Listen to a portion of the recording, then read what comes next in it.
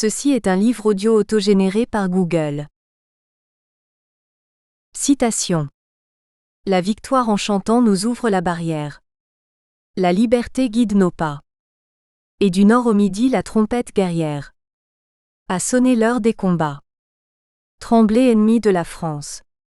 Rois ivres de sang et d'orgueil. Le peuple souverain s'avance. Tyrans, descendez au cercueil. La République nous appelle. Sachons vaincre ou sachons périr.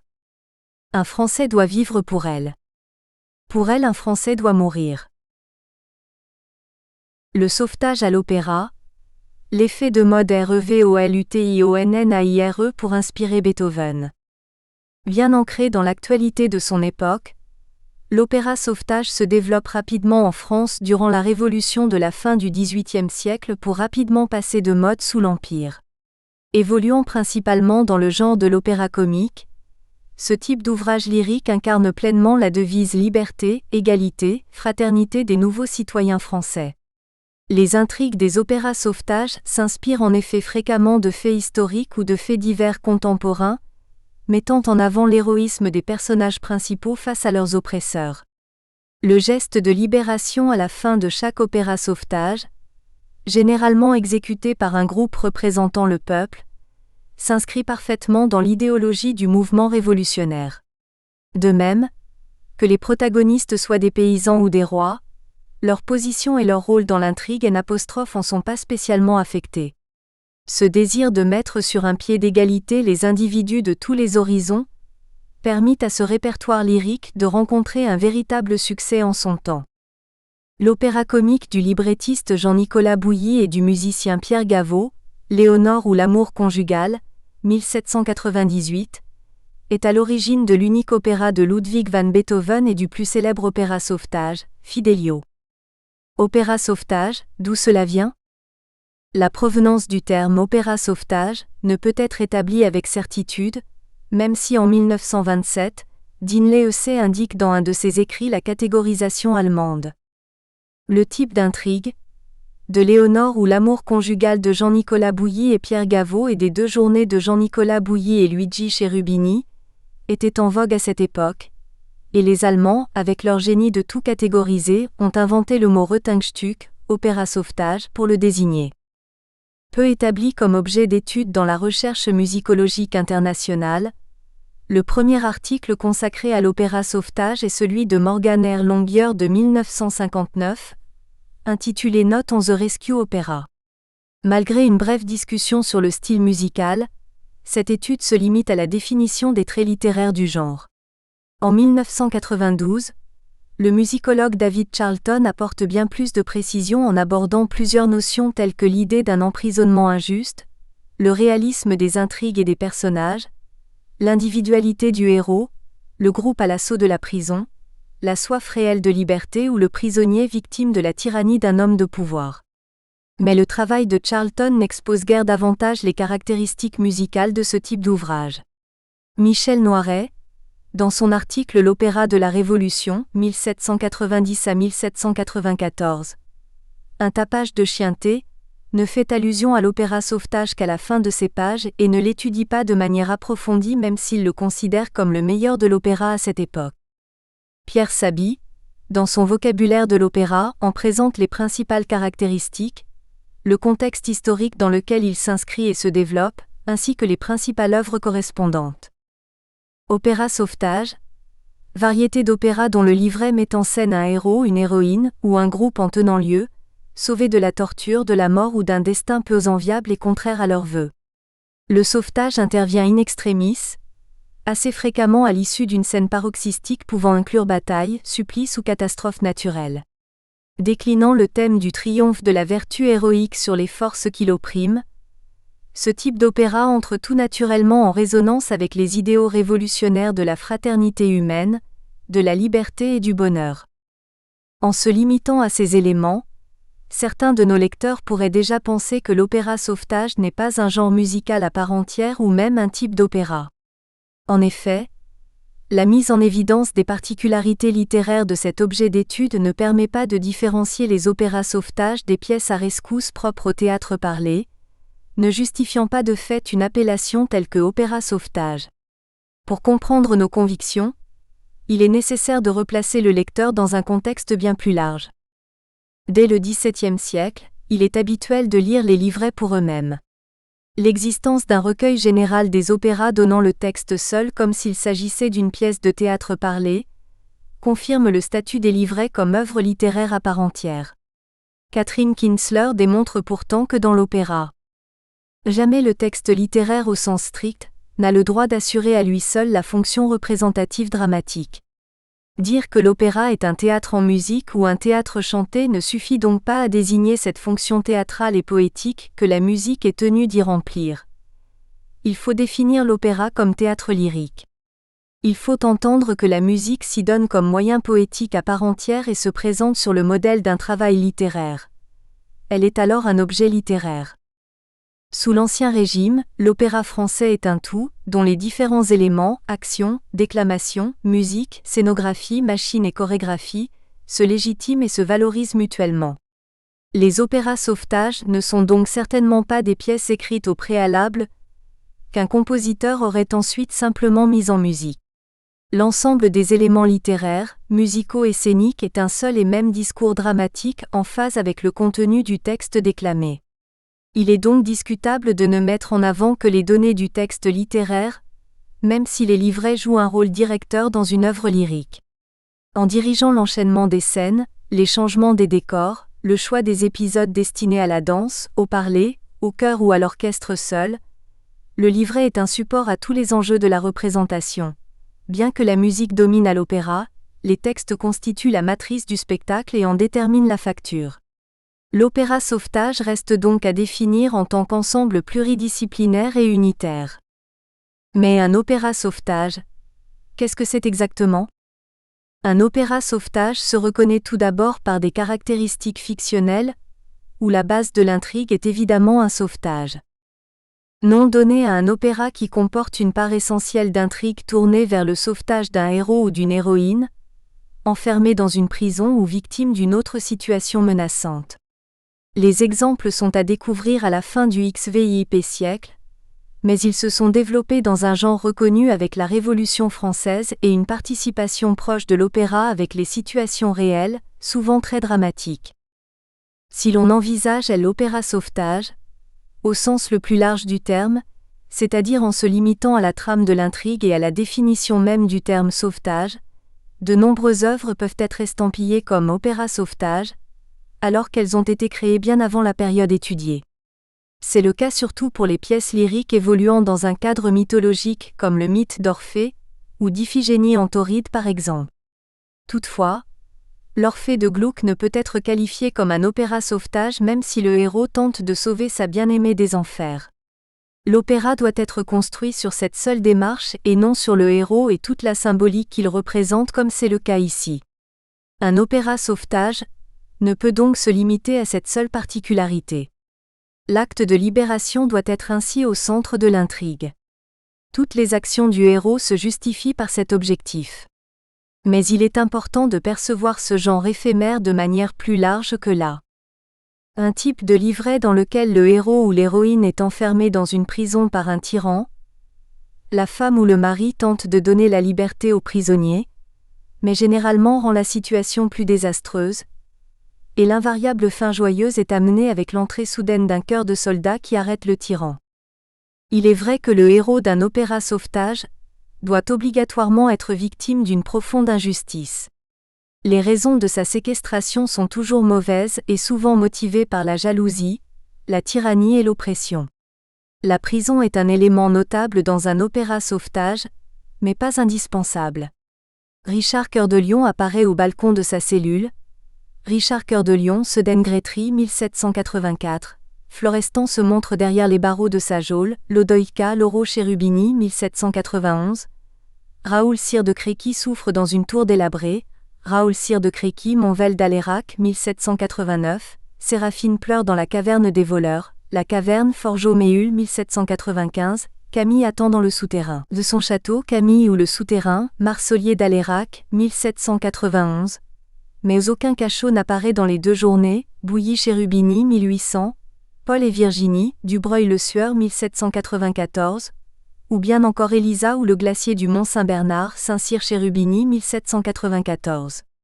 Les décors de prison apparaissent seulement lorsque les raisons d'enfermement sont d'ordre politique, ou quand les conséquences de celui-ci peuvent avoir une influence diplomatique. Malgré tout, la scène du prisonnier chantant seul dans sa geôle reste caractéristique de l'opéra Sauvetage. Placée généralement au début du deuxième acte et associée souvent à l'entrée du héros sur scène, ces airs chantent toujours la tristesse du bonheur perdu et la volonté d'une délivrance prochaine qui ne peut se concrétiser que par la mort. Un combat acharné, une catastrophe naturelle ou toute autre scène paroxysmique annonce la fin heureuse. Les personnages prisonniers sont toujours libérés par un groupe mené par un chef.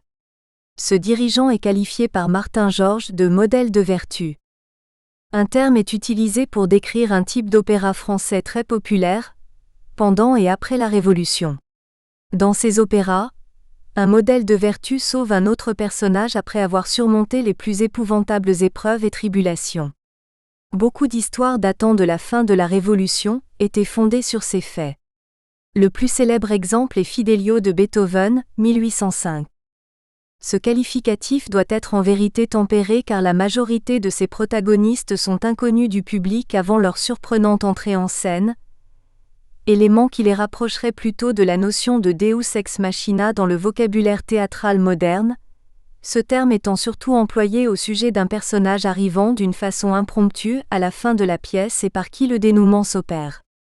L'apparition du Deus ex machina s'associe généralement à une scène de bataille. L'insertion de la musique militaire à ce moment du drame est un élément récurrent d'un opéra à l'autre. Les timbales et les trompettes sont mises en avant par des éléments propres aux marches guerrières comme la mesure à 4 temps, la tonalité de ré majeur ou bien encore les rythmes pointés. Mais surtout, l'opéra Sauvetage se distingue par les valeurs qu'il expose.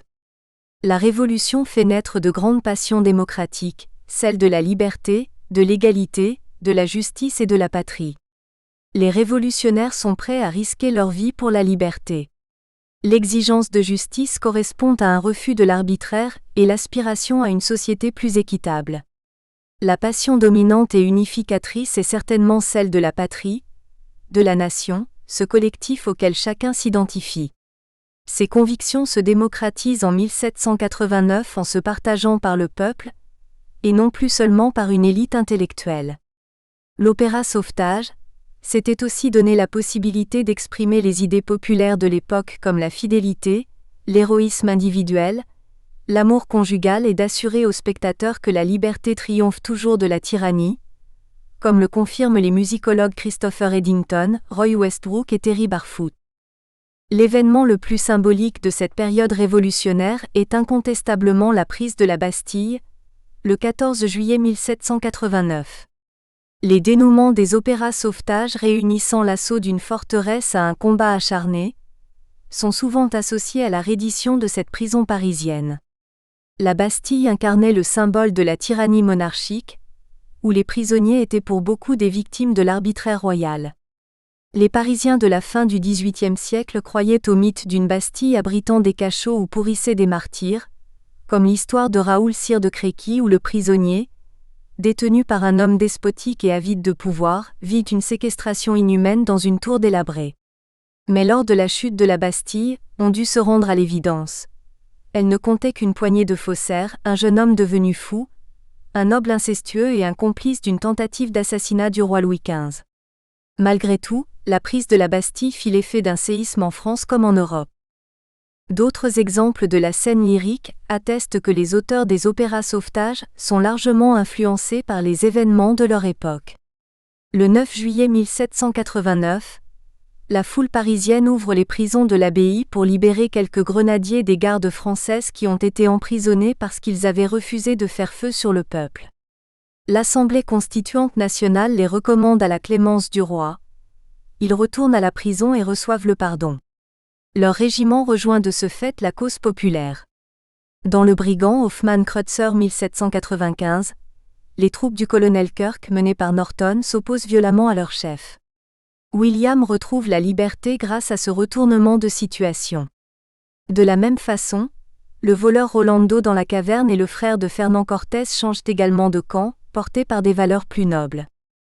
L'injustice est également manifeste dans l'ordre social qui hiérarchise la société française du XVIIIe siècle.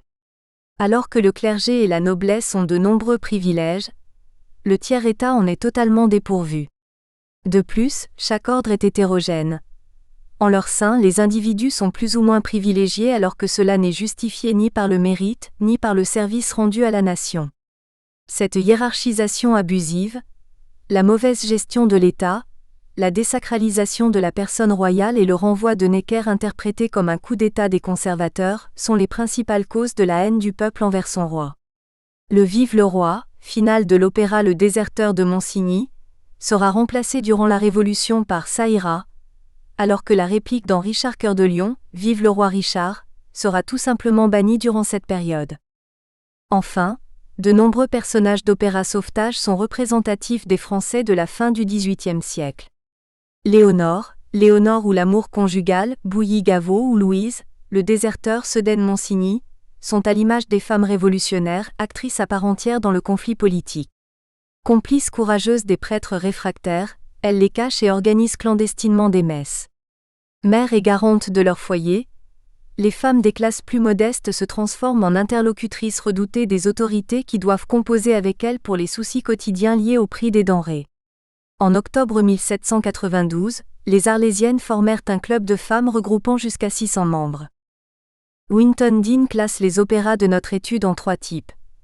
Les opéras avec des tyrans comme Euphrosine ou le tyran corrigé, les rigueurs du cloître, l'Odoïska, Camille ou le souterrain ou bien encore la caverne, les opéras à portée humanitaire tels que Raoul Sire de Créqui et les 2 journées ou le porteur d'eau, et enfin des opéras sans détention mais avec une catastrophe naturelle comme Paul et Virginie, Mélidor et Frosine et Élisa ou le glacier du Mont Saint-Bernard.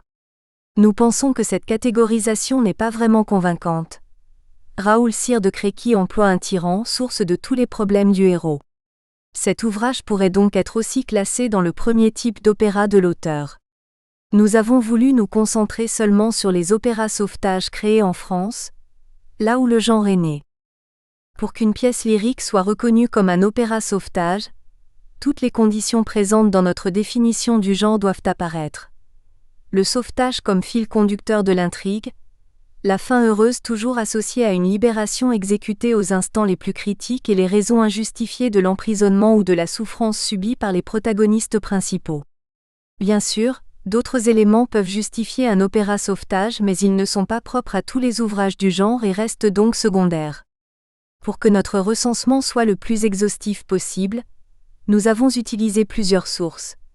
Des ouvrages généraux avec les arguments des opéras comme 1001 opéras de Piotr Kamiński, des articles de presse avec une présentation de toutes les représentations de la veille ou bien encore des inventaires faits par d'autres musicologues comme Nicole Wilde et David Charlton.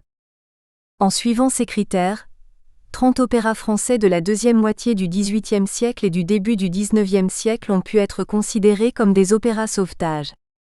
Chronologie des opéras sauvetage. 1769, Déserteur, le Jean-Michel Sedaine, Pierre-Alexandre Monsigny. 1784, Richard Cœur de Lion, Jean-Michel Sedaine, André-Ernest Modeste Grétry. 1786, Comte d'Albert, le Jean-Michel Sedaine, André-Ernest Modeste Grétry. 1787, Prisonnier anglais, le Desfontaines, André-Ernest Modeste Grétry. 1788, Solitaire de Normandie, les Barré Pierre-Antoine Augustin de Pillys.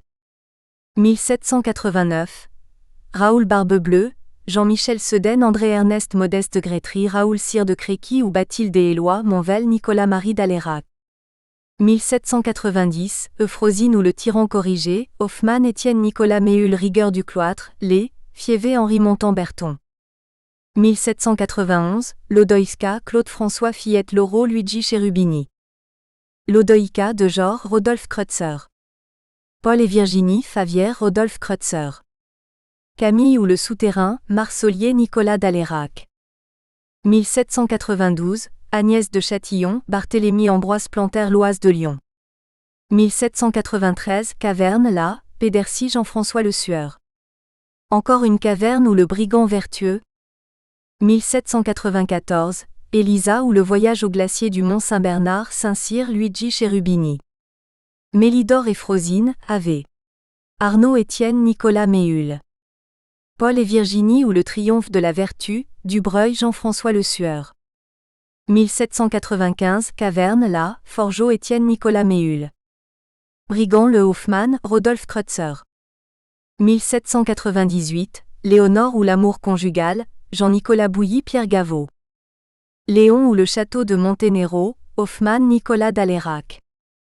1800, Beniowski ou les exilés de Kamtchatka, Alexandre Duval François Boieldieu. Deux journées ou le porteur d'eau, les, Jean-Nicolas Bouilly Luigi Cherubini. 1801, Lehmann ou la tour de Neustadt, Marcelier de Vivetière Nicolas Dalérac.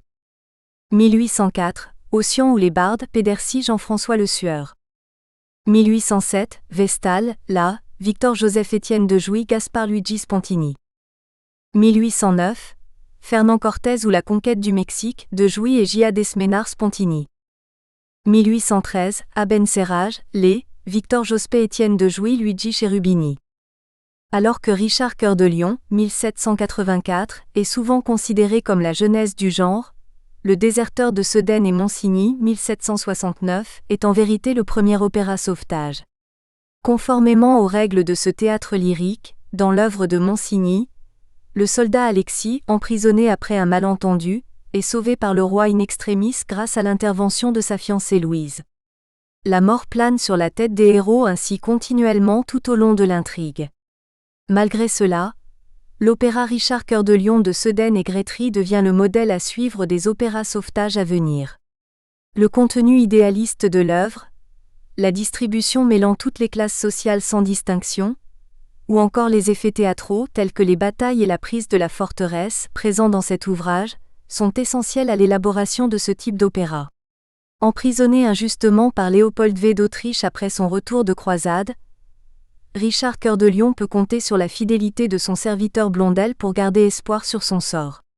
La rencontre de Blondel, déguisé en troubadour aveugle afin de dissimuler sa véritable quête, et de Sir Williams et sa fille Laurette, oriente le héros du drame vers le château de Linz où est détenu en secret son roi. Grâce à un subterfuge mené de main de maître par le chevalier, la capture vigoureuse du geôlier Florestan par les gardes de la comtesse Marguerite d'Artois, amoureuse du roi Richard, rencontrée par chance, a pour heureuse conséquence la libération du souverain. Mais pourquoi une quinzaine d'années s'est écoulée entre ces deux premiers opéras sauvetage ? Ce temps s'explique simplement par les attentes du public. L'opéra sauvetage est incontestablement lié à une époque. Même si une intrigue fondée sur un sauvetage pouvait être appréciée en 1769, la redondance de ce type de trame ne peut se perpétrer que grâce à la ferveur populaire révolutionnaire. L'opéra sauvetage est donc clairement un effet de mode. Ainsi, durant la Révolution, Le déserteur connut un grand succès en étant joué plus de 250 fois sur les scènes parisiennes de l'époque. Après une analyse précise des 30 œuvres lyriques identifiées comme des opéras sauvetage, notre choix s'est porté vers les pièces qui nous paraissaient présenter le plus de caractéristiques et celles qui comportaient les scènes musicales, littéraires et théâtrales les plus typiques d'un opéra sauvetage. Les 8 opéras mis en avant se sont tous démarqués par des rebondissements dans certaines intrigues, la grande qualité musicale de certaines œuvres, des effets scéniques particuliers, leur succès auprès du public ou encore la notion de modèle pour Richard Cœur de Lion. L'étude des autres opéras sauvetage, même si elle fut enrichissante, ne s'est révélée que complémentaire aux données déjà présentes dans l'analyse transversale de ces 8 œuvres. Cette sélection peut sembler contestable mais obligatoire pour la bonne marche de ce projet. De même, se limiter aux opéras comiques nous a permis d'éviter de souligner les particularités propres à différents genres lyriques en plus de celles de l'opéra sauvetage.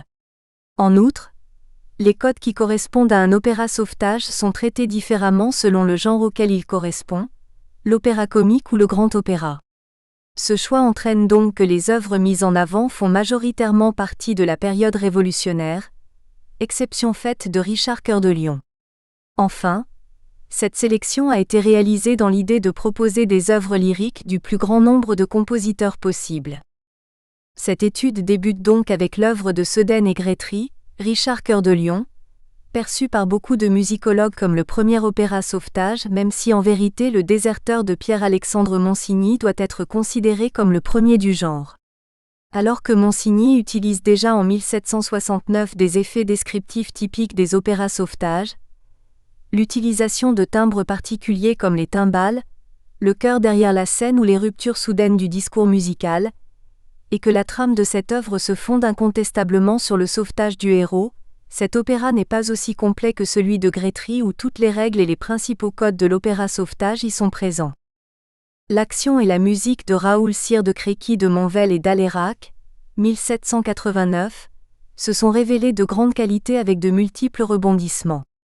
Les résultats de cette analyse ont été foisonnants. Dans cette œuvre, les spécificités de l'opéra sauvetage sont bien définies et très abouties.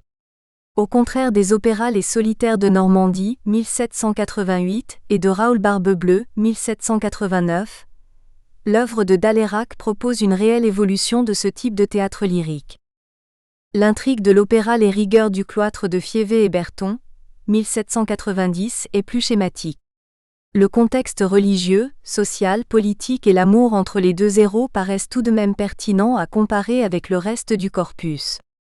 La volonté de travailler sur le plus grand nombre de compositeurs a aussi influencé ce choix. Au regard de la célébrité de l'Odoïska de Loro et Cherubini, 1791, il était difficile de ne pas intégrer cette pièce dans cette étude. Pour une vision globale et juste de l'opéra sauvetage, il était également judicieux de compléter cette analyse avec un sauvetage d'ordre social porté par l'amour et la jalousie, justifiant ainsi le choix de Camille ou le souterrain de Marsollier et d'Alérac, 1791. Sur le plan littéraire, Agnès de Châtillon est l'opéra sauvetage le plus accompli au niveau de l'intrigue et du style. N'ayant pas eu accès à la partition de l'Oise de Lyon, l'étude musicale de cet opéra ne sera pas abordée. Après l'examen des codes d'écriture et de représentation, l'originalité de la caverne de Dercy et le Sueur, 1793, a été beaucoup mieux perçue. Dans un type bien déterminé, l'auteur, le compositeur et les décorateurs ont réussi à innover par le retournement de situation après l'annonce du lien de parenté entre le détenteur et sa prisonnière, le chaos des chœurs et de l'orchestre et le décor sur deux niveaux. Enfin, l'opéra de Bouilly et Gaveau intitulé Léonore ou l'amour conjugal, 1798, est à l'origine de l'unique opéra de Beethoven et du plus célèbre opéra sauvetage, Fidelio. Insérer Fernand Cortés ou la conquête du Mexique ou Ossian ou les bardes semblait trop vaste pour mener à bien notre projet, même si certains passages de cet ouvrage y feront référence pour conserver un regard global sur l'opéra sauvetage qui s'achève vers l'année 1820. Durant cette époque, Spontini renouvelle l'esthétique du spectacle lyrique avec le grand opéra.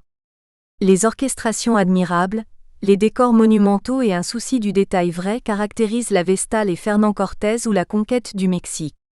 Toutefois, les livrets de ces ouvrages et la musique du compositeur étaient encore liés au style du XVIIIe siècle. Adrien Boieldieu, Daniel François Esprit-Aubert, Ferdinand Hérold, Jacques Fromental à Lévy et Adolphe Adam imposèrent par la suite l'opéra romantique, où les intrigues, les situations et les héros entièrement nouveaux étaient empruntés au mélodrame de Mélesville, de Delavigne ou de Scribe, et au drame de Victor Hugo. L'opéra sauvetage, unique en son genre ? L'opéra sauvetage peut être mis en parallèle avec le mélodrame, puisque ce genre de composition dramatique met également en scène des intrigues morales, où des innocents persécutés sont sauvés par un noble héros. Les personnages du mélodrame sont aussi très proches de ceux de l'opéra sauvetage avec systématiquement la présence d'un maître odieux, roi, prince ou brigand, archétype de corruption et de cruauté, un traître, instrument vénal des plus ignobles desseins, une héroïne aimable et vertueuse exposée aux violences de son persécuteur, un jeune amant noble et brave, prêt à tout pour sauver la victime et punir son tyran, et enfin un niais, poltron et vénal. Jouer dans un petit théâtre permettant une grande proximité entre le plateau et le public, le mélodrame consiste à réunir le chant et la mélodie à l'action dramatique. Ce n'est pas toutefois le drame en musique, mais le drame soutenu, au besoin, par la musique. L'entrée des personnages, les moments spectaculaires, les marches et les fêtes sont généralement accompagnés par l'orchestre. Ce qui caractérise le genre et le différencie de l'opéra sauvetage, c'est l'exagération des effets, la grandiloquence, l'outrance du jeu et de la mise en scène. En suivant les critères exposés plus haut, 30 opéras français peuvent être considérés comme des opéras sauvetage. Mais l'opéra sauvetage n'a pas su évoluer avec son temps. Il se fige dans des intrigues identiques, un style musical et des conventions scéniques ne proposant pas véritablement d'innovation. Même s'il est usité dans deux grands genres, l'opéra comique et le grand opéra, ce théâtre lyrique ne satisfait plus les attentes de la majorité des spectateurs du début du XIXe siècle. Première représentation au théâtre lyrique de Fidelio, opéra de Beethoven. Acte 3, troisième tableau. Estampe de Janet Lange Sig. Source, Bibliothèque nationale de France. Cerner la véritable nature et le calibrage de l'énergie dramatique des opéras sauvetage. Une analyse sur les livrets, la musique, les décors, les costumes et la mise en scène a été nécessaire pour appréhender les codes des opéras sauvetage et leurs valeurs artistiques trop peu connues de nos contemporains. À l'issue de ce premier travail, nous nous sommes interrogés sur l'efficacité dramatique des intrigues, musique et mise en scène proposées dans ces créations. Au regard du succès de tous ces ouvrages, comment les auteurs, les compositeurs, les machinistes, les costumiers, les décorateurs et les acteurs arrivaient-ils à susciter l'adhésion et à émouvoir tout au long de la représentation théâtrale ? Pour parvenir à une pièce de qualité, le suspense, les instants de tendresse, les rires ou les pleurs doivent être riches et bien agencés. L'énergie dramatique doit être comprise ici comme le lien entre la construction d'un ouvrage et les affects que cette construction engendre. L'alternance des moments de tension et de détente, comme le temps que doivent durer ces instants, font partie des préoccupations principales des auteurs et compositeurs. Cette problématique centrée sur l'énergie dramatique se justifie d'autant plus que ce concept est au centre de l'intérêt d'un opéra sauvetage. Même si ceux-ci sont bien ancrés dans les faits sociopolitiques de leur époque et qu'une mise en contexte paraît incontournable, nous nous sommes limités à la problématique de départ, soit l'étude de la dramaturgie musicale de ces ouvrages, convaincus que d'autres publications scientifiques pourront répondre à cette nécessaire contextualisation. Toutes les œuvres de notre corpus présentent les aspects de la dramaturgie classique. La trame s'ordonne traditionnellement à partir d'un schéma harmonieux avec un début, un milieu et une fin. Ainsi, au début de la pièce, une crise sera établie. Elle déterminera un enchaînement de causes et d'effets, et se poursuivra par des obstacles et des péripéties, puis, une fois nouée, se déliera par une catastrophe et ou une fin sanglante, donnant toujours lieu dans le cas des opéras sauvetage, à une fin heureuse éliminant le malheur installé au début de l'œuvre. Les scènes doivent être liées les unes aux autres sur le plan formel. Les périls sont eux aussi intégrés dans une même action. Durant les entr'actes, l'intrigue se poursuit hors scène selon le principe de la vraisemblance. Au début de chaque acte, les protagonistes assurant la continuité de l'histoire, annoncent ce qui s'est passé en l'absence de l'auditoire. Ces ruptures durant le spectacle peuvent être associées à un retournement de situation, le départ ou l'arrivée d'un personnage important, un combat ou bien d'autres événements. Sans vouloir brider l'imagination des auteurs mais en la rendant plus appropriée et plus apte à toucher l'assistance, les théoriciens du XVIIe siècle vont définir des règles contraignantes qui auront pour fonction de concentrer les passions. Il s'agit de faire vite et fort tout en veillant au confort du spectateur et à sa concentration sur la fable. Grâce à la règle des 3 unités, de lieu, de temps et d'action, l'attention du public ne doit pas se disperser. Les instants musicaux correspondent toujours à un moment important de l'intrigue, et surtout au déploiement des sentiments des héros. Mais là où la dramaturgie classique chargeait le langage d'exprimer les affections, les auteurs des opéras sauvetage, sous l'impulsion de Diderot, commencent à recourir à toutes les ressources de la scène et non plus aux seules paroles qui s'y font entendre. La dramaturgie classique en France de Jacques Scherrer, dont l'étude s'oriente vers la construction du texte de théâtre, a largement inspiré cette étude. Cet auteur distingue une structure interne d'une pièce de théâtre, la façon de concevoir les personnages et de construire l'action, et la structure externe liée à la représentation du texte, les problèmes de mise en œuvre et non plus de conception.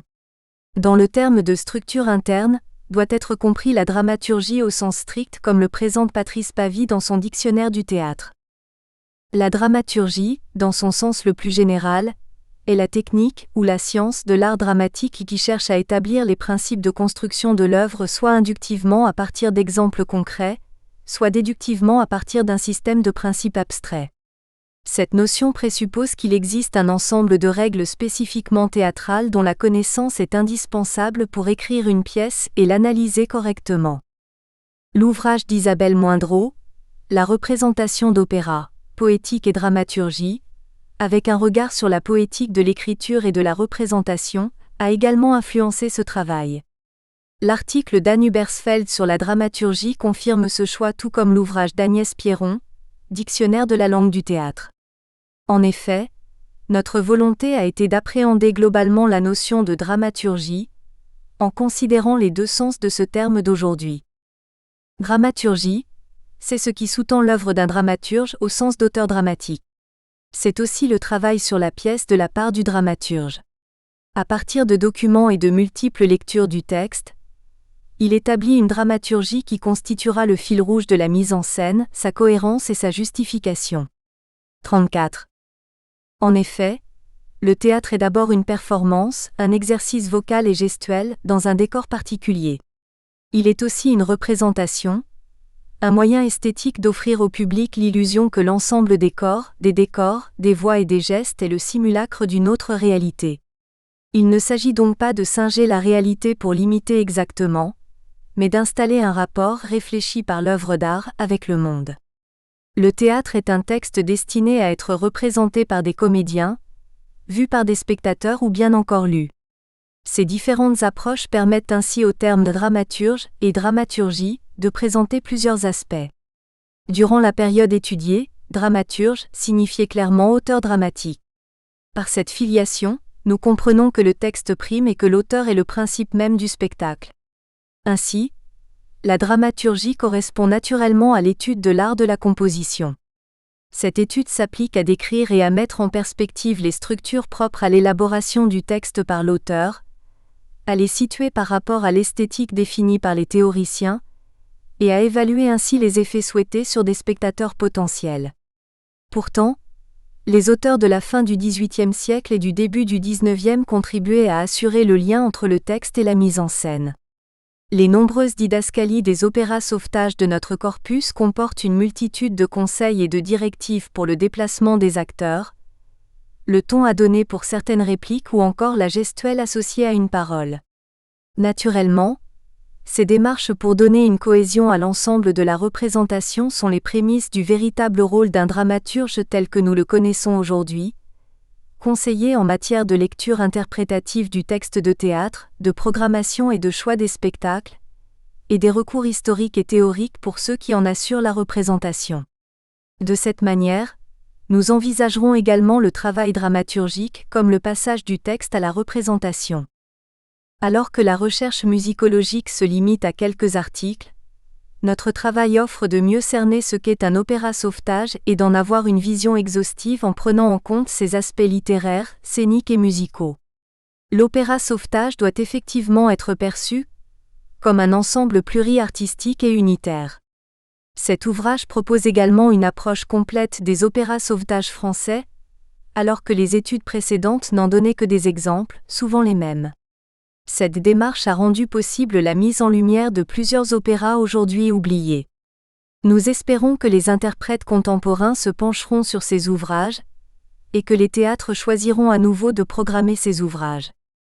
Au-delà du sujet choisi, c'est une véritable méthodologie pluridisciplinaire pour l'étude d'une dramaturgie musicale, que nous souhaitons proposer à nos lecteurs. Alors que les opéras sauvetages ont toujours été analysés seulement sous l'aspect littéraire, nous exploitons les outils du théâtre au même titre que ceux d'une analyse musicale, exploitant ainsi tous les pans toujours complémentaires voire fusionnels du théâtre lyrique. Partie 1. La passion des EMOCRATIQUE dans les maisons opéra parisiennes à la fin du XVIe siècle. Chapitre 1. L'opéra, une tribune politique. À la fin du XVIIIe siècle, les autorités révolutionnaires aspiraient à convertir les salles de spectacle en grandes écoles nationales ouvertes à tous les citoyens par l'attrait du plaisir, et considéraient le théâtre comme une partie morale essentielle d'instruction publique. Le théâtre se transforma ainsi en une tribune politique en devenant le reflet de la vie sociale autant sur scène que dans le public. Dans la France des années 1780, tout événement public suscite en effet des chansons. Tout mouvement d'opinion s'exprime de cette façon. C'est le mode d'appropriation naturelle de l'actualité par un public qui parfois ne sait pas bien lire, ou ne peut pas acheter des livres. Les opéras sauvetage, forts des convictions qu'ils défendent, participent à l'éducation religieuse et sociale. La vertu n'est jamais sans récompense, le crime n'est jamais sans châtiment. Le bien et le mal y sont clairement établis. Le traître est toujours le seul puni et la justice ultime en paraît ainsi plus forte. L'opéra sauvetage prône également le culte de la famille. Le changement de camp du chef des brigands dans la caverne de Lesueur découvrant son lien de parenté avec sa prisonnière, correspond sans ambiguïté au triomphe des valeurs familiales face au mal. C'est sur un thème moralisateur que se conclut donc ce drame violent. Le public des classes les plus populaires, comme celui de la bourgeoisie, est friand de ce genre de dénouement, alors que l'aristocratie appréciera davantage le sens de la hiérarchie et la reconnaissance du pouvoir en place que l'on personnalisera grâce à des domestiques entièrement voués à leur maître. Albert, si vous poursuivez ce voyage, si malgré mes conseils vous affrontez la mort, je sens que l'amitié me donne du courage et je veux partager votre sort. Lovinsky, non, quitte-moi. Albert, moi vous quittez. Plutôt la mort. La devise des nouveaux citoyens, liberté, égalité, fraternité, est indéniablement incarnée par l'opéra sauvetage. Que les personnages soient des paysans ou des rois, leur position face à l'action et leur rôle dans l'intrigue n'en sont pas affectés. Peu importe, par exemple, que ce soit un roi qui soit enlevé de sa prison à l'acte 3 de Richard Cœur de Lion de Grétry. Ce qui a frappé les contemporains et donné lieu jusqu'à la fin du siècle à d'innombrables imitations est le geste dramaturgique de la libération, geste révolutionnaire par excellence, dont l'archétype, la prise de la Bastille, avait donc été préfiguré sur une scène de théâtre. La première partie de cette affirmation peut toutefois nous interpeller. Malgré la Révolution, la majorité du peuple français vénérait toujours autant son roi et les artistes contemporains le faisaient sentir dans leurs œuvres. De ce fait, l'acte de libération de Richard Cœur de Lion dans l'opéra de Grétry n'est pas anodin comme le confirmait à l'époque le baron Anacharsis Clote. Dans les premiers jours d'octobre 89, les milieux royalistes se ressaisissent, le régiment de Flandre est rappelé à Versailles. Les gardes du corps du roi décident alors de donner un gala en son honneur au château de Versailles. Le dîner se transforme vite en manifestation contre-révolutionnaire. On y parle sans doute de marcher sur Paris. Les craintes et les hantises de l'opinion se cristallisent autour d'objets symboliques. Des cocardes tricolores auraient été piétinées, des cocardes blanches arborées, l'air « Ô Richard, ô mon roi » exprimant la nostalgie de l'Ancien Régime. Madame Campan, première femme de chambre de Marie-Antoinette, donne le point de vue royaliste. Les tables étaient dressées sur le théâtre. On y avait placé alternativement un garde du corps et un officier du régiment de Flandre. Un orchestre nombreux était dans la salle, les loges étaient remplies de spectateurs. On jouait l'air « Ô Richard, ô mon roi ». Les cris « Vive le roi » retentirent dans la salle pendant plusieurs minutes. Survient alors la famille royale. L'enthousiasme devint général. L'orchestre joua de nouveau au moment de l'arrivée de Louis Majesté l'air que je viens de citer et de suite un air du Déserteur. Peut-on affliger ce qu'on aime ? Qui fit beaucoup de sensations sur les spectateurs. 39. Toutefois, par le geste de libération majoritairement exécuté par un groupe représentant le peuple, ces opéras s'inscrivent parfaitement dans l'idéologie de l'époque révolutionnaire. Face aux mouvements sociaux et politiques, les opinions des artistes ou la bien-pensance imposée dans les heures les plus sombres, imprégnaient chacune de leurs créations. La plupart des grands écrivains français de cette époque s'intéressent à la politique, une politique diffuse dans les mœurs et la culture. C'est pourquoi les contes, les romans et le théâtre sont plus efficaces que les pamphlets et les traités pour accoucher d'un art de vivre. Avec son traité sur les passions et les caractères sur le rapport entre son art et celui de l'enseignement public, et de l'influence politique sur l'art en général, Grétry s'inscrivait pleinement dans cette ambition. Alors que ce compositeur pensait servir la cause révolutionnaire par sa musique, il découvrit une distorsion manifeste entre sa perception et le message réellement perçu. Ma musique fut abandonnée pendant la Révolution. Les sentiments qu'elle exprima étaient trop modérés. Elle n'était pas en harmonie avec la fougue des esprits. Spontini connaîtra la même déconvenue avec Fernand Cortés ou la conquête du Mexique, destinée à révolter l'opinion publique contre le fanatisme religieux, et qui ne servit qu'à éclairer sur l'injustice et les dangers de la guerre d'Espagne. Julia Perzibos trouve de la même manière dans les mélodrames des vertus civiques et républicaines, pouvant se rapprocher de celles de l'opéra Sauvetage. Celui-ci est étroitement lié aux événements politiques. Après l'édit libérateur de 1791 qui stipulait que tout citoyen pouvait élever un théâtre public et y faire représenter des pièces de tout genre, comme dans toutes les sociétés en crise, en guerre ou en révolution, apparaît un engouement démesuré pour le théâtre, lieu privilégié qui transforme en mythe et en merveille les situations de violence que la rue et les assemblées ont banalisées. Les épisodes historiques agissent sur les productions artistiques, mais il est aussi possible que certaines œuvres aient influencé les faits politiques et sociaux ou du moins y ont contribué comme l'air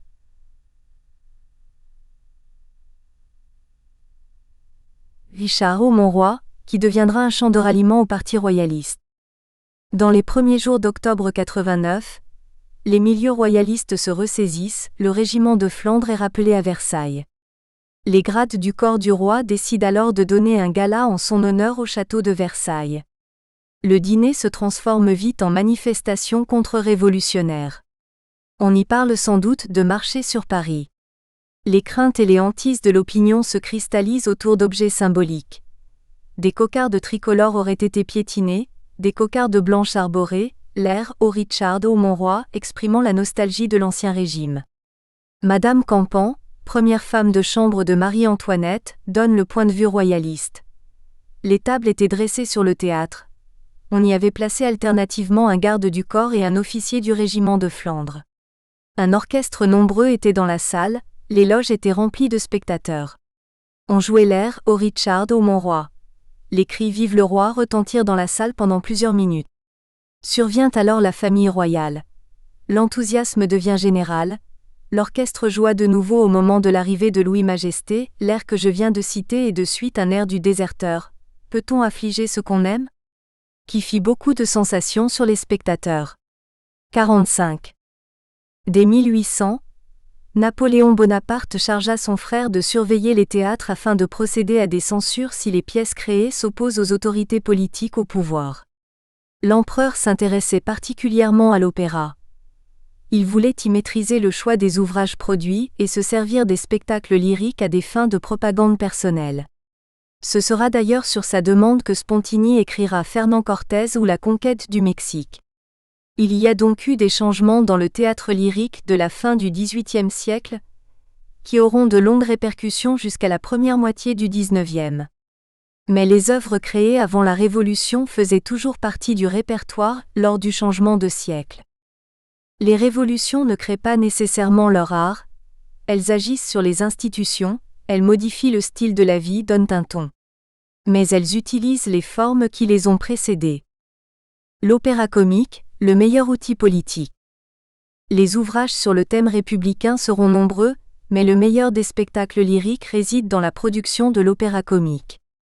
Grâce à ses diverses formes musicales et à ses nombreux sujets littéraires qui ne se limitent désormais plus à des livrets comiques, il séduit la majorité des plus grands musiciens français. Malgré l'adhésion des artistes pour ce genre, l'opéra comique reste longtemps considéré comme un spectacle futile et sans intérêt, que ce soit pour l'amateur de musique ou de littérature.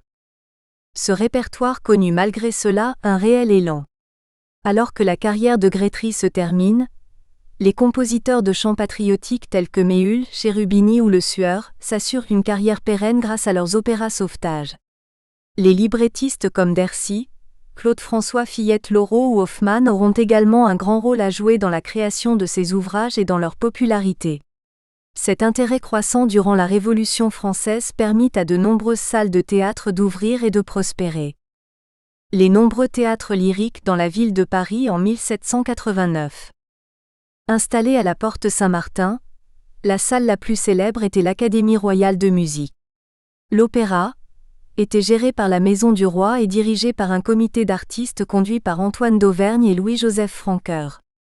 Depuis le privilège donné à Lully par Louis XIV en 1672, cette institution détenait de nombreux pouvoirs sur les autres théâtres concurrents et sur tous les compositeurs contemporains. Elle pouvait par exemple, si elle le souhaitait, fermer à tout moment une salle de théâtre ou refuser de laisser jouer un opéra si le compositeur n'avait pas préalablement demandé l'autorisation. Malgré tout, d'autres salles de théâtre subsistaient dont l'Opéra Comique, ou autrement dénommée la Comédie Italienne.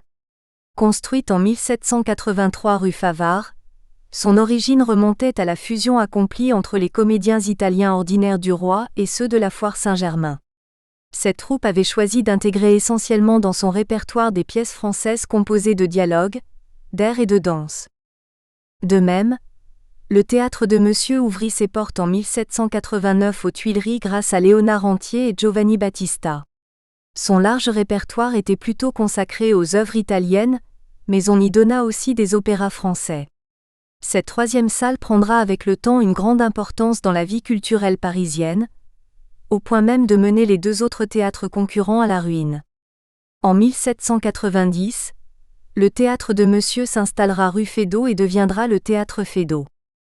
Même si la musique de la salle Favart était plus légère que celle de la salle Feydeau, ces deux théâtres se concurrençaient jusqu'au point même de s'emprunter les sujets de leur création lyrique. Ainsi, l'Opéra Comique présentera le 15 janvier 1791 Paul et Virginie de Rodolphe Kreutzer alors que Jean-François Le Sueur créa une autre version de cette histoire d'amour champêtre au théâtre Feydeau le 13 janvier 1794. De même, l'histoire de la jeune Lodoïka dans un premier temps mise en musique au théâtre Feydeau le 18 juillet 1791 par Luigi Cherubini, sera représentée un mois après, le 1er août 1791, au théâtre Favart avec une musique de Rodolphe Kreutzer et un livret de De Jor. Enfin, l'ancien théâtre de Monsieur aura un succès considérable grâce à la caverne de Jean-François Le Sueur le 15 février 1793, concurrencée dès le 4 décembre 1795 par la caverne d'Étienne-Henri Méhul. À partir du 6 juillet 1801, une décision gouvernementale amena les deux troupes à s'associer pour ainsi devenir le Théâtre national de l'Opéra Comique. Parallèlement, d'autres petits théâtres privés étaient en activité comme le Théâtre de l'Ambigu Comique. Cette salle proposait des spectacles de marionnettes, car le monopole de l'Académie royale de musique lui interdisait des spectacles avec du chant et de la danse. Par la suite, les poupées furent remplacées par des enfants puis par des acteurs. Le théâtre des grands danseurs du roi était lui aussi astreint à de nombreuses contraintes, tout comme celui des délassements comiques, qui ne pouvaient faire apparaître sur scène que 3 acteurs à la fois. Le théâtre des associés et le théâtre des Beaujolais avaient contourné l'interdiction de parler et de chanter sur scène en faisant mimer aux acteurs le texte que d'autres comédiens prononçaient ou chantaient dans les coulisses. Ces difficultés étaient aussi présentes en province étant donné que l'Académie royale de musique supervisait tous les lieux de spectacle français. La levée de la censure s'effectua en 1791 pour ensuite être rétablie 2 années plus tard en 1793. Chapitre 2. Le public de l'opéra, quelques MOIGNAGES parisiens. L'opéra, et surtout l'opéra comique, faisait partie de la consommation culturelle habituelle de nombreux Parisiens. La prolifération du nombre des salles de spectacle dans la capitale à cette époque en atteste. Son succès s'explique surtout par le fait qu'il n'était pas destiné à une seule classe, mais à l'ensemble du corps social. Même si la différence de statut existe à travers la disposition des spectateurs dans la salle, tous les membres de l'auditoire se sentaient impliqués dans les œuvres de Grétry, Le Sueur, Méhul ou Cherubini. Le fait de se déplacer pour venir au théâtre confère à la représentation une dimension autre que celle du simple divertissement. Ces spectateurs avaient ainsi de nombreuses exigences. De nombreux ouvrages musicologiques évoquent le public des théâtres lyriques sous la Révolution. Bruno Brévent signe ainsi un article intitulé « La Révolution et ses publics », en partie consacré à l'identification du public de l'opéra et à son comportement. Emmett Kennedy a également étudié ce sujet dans Théâtre, Opéra and Audience in Revolutionary Paris. Frédéric Patureau s'est informé sur le public de cette période pour mieux cerner l'évolution de l'opéra Garnier de 1875 à 1914, et notamment les opéras populaires. Adélaïde de Place évoque aussi quelques représentations dans son ouvrage « La vie musicale en France au temps de la Révolution ». L'insertion de la politique à l'opéra est aussi présente dans le chapitre « Les théâtres d'opéra comique », de la musique en France des Lumières au romantisme 1789 à 1830 publié par Jean Mongrédien. Enfin, l'ouvrage de David Charlton, French Opera 1730 à 1830, Meaning and Media reste indispensable pour mieux cerner le répertoire évoqué dans cette étude. La composition du public et sa disposition dans la salle. Au début de la Révolution, alors qu'on ne constate guère de changement dans le paysage musical, les spectateurs des théâtres lyriques semblent être ceux de l'Ancien Régime. Ce sont des nobles et des grands bourgeois cultivés qui connaissent la musique et la pratiquent. Bruno Brévent renvoie ainsi à Inventaire sous la Terreur fait par Bruni et Sarrette, pour identifier ce public érudit. Cet inventaire fournit la liste des instruments de musique confisqués aux émigrés et aux condamnés. On retrouve effectivement les mêmes noms dans les registres des théâtres lyriques pour la location des loges à l'année. Ce sont par exemple ceux des Montmorency, Laborde ou Choiseul. En 1789, la vague d'émigration de certains aristocrates à l'étranger fait baisser quantitativement le nombre des locations de ces loges. Mais l'affluence au théâtre reste toujours importante. Le public se renouvelle et se transforme. Les salles de théâtre voient donc arriver à la fin du XVIIIe siècle un nouveau public qui se compose de très peu de connaisseurs. Les auteurs et compositeurs d'opéra s'adapteront naturellement à celui-ci par la simplicité de leurs intrigues et l'efficacité de leur musique. Mais la présence de ces nouveaux auditeurs n'était évidemment pas du goût de l'élite et des gens instruits. Ces spectateurs, également étrangers aux connaissances préliminaires que le goût de la comédie nécessite et suppose, ignorant jusqu'aux premiers éléments de la grammaire et de la versification, ne savent point distinguer la prose des vers, le comique de la farce, l'enflure du sublime, le pathétique du larmoyant. Ainsi, alors que les différences sociales sont de plus en plus diffuses sur la scène lyrique, la salle de spectacle reste quant à elle divisée. Les loges, les galeries, l'amphithéâtre, le paradis et le parterre marquent les différences entre les spectateurs et leur appartenance à diverses catégories sociales, ce qui ne signifie toutefois pas que cela les empêche de communiquer avant, pendant et après la représentation. Les loges de l'avant-scène sont ainsi traditionnellement occupées par les soupirants et les amants des actrices qui vont jouer. Ceux qui louent les autres loges, le plus généralement des aristocrates, vont au théâtre pour être vus. Leur présence est indispensable à leur notoriété. À l'orchestre et au parterre prennent place les hommes du peuple et les petits bourgeois qui sont là pour s'imprégner de la culture aristocratique. Aux galeries s'installent les artisans, les commerçants et les servantes venant s'initier à la culture. Les gens les plus démunis s'installent au paradis. À la fois riches et pauvres, bourgeois ou ouvriers, le public de cette époque se mêle dans ces salles. Tout l'ensemble du corps social va au théâtre. Le discours préliminaire du censeur dramatique, rédigé par des journalistes soulignant surtout le manque de savoir de ce nouveau spectateur, décrit de la façon suivante la composition de la salle. Qui est-ce qui compose aujourd'hui la majorité des parterres de nos grands spectacles ? D'abord ce sont les soldats, qui n'ont point appris dans les camps à juger nos productions théâtrales. Ensuite des êtres à peine sortis de l'enfance, et dont la conversation obscène ne décèle qu'une corruption précoce. En troisième lieu, des ouvriers de la dernière classe du peuple, dont le langage grossier atteste toute la rusticité. Enfin, quelques commis, classe autrefois assez éclairée. Certains spectateurs se plaignent également de cette trop grande diversité. Un septuagénaire au rédacteur du journal des théâtres, etc. Paris, le 15 Ventose en 7. Citoyen, j'ai été un des habitués du parterre de l'ancienne Comédie Française au Faubourg Germain. Vous sentez, citoyen, que dans le thème ce que je viens de vous rappeler, le spectacle est toi intéressant, le parterre connoisseur, les acteurs et toi excellence, et les auteurs des gens de mérite quoiqu'en très petit nombre. On n'alloie point au théâtre par un simple motif de désœuvrement. C'est toi une école où l'on verroit former sa raison, apprendre l'art des bienséances. Ou si on pouvait le considérer comme un délassement, c'est toi celui des gens de goût. J'ai vu et j'ai gémi à plusieurs théâtres lyriques. Le drame jette ses hurlements au travers d'un grand appareil musical. Le machiniste et le compositeur y font tous les frais de l'illusion. Au théâtre où l'on parle sans chanter, la charge a succédé au comique. Les cris de la fureur ont pris la place des accents de la sensibilité, de l'expression tragique. La comédie n'est plus qu'un pot-pourri de tableaux, de dialogues brillants, de scènes graveleuses et d'effets pantomimiques.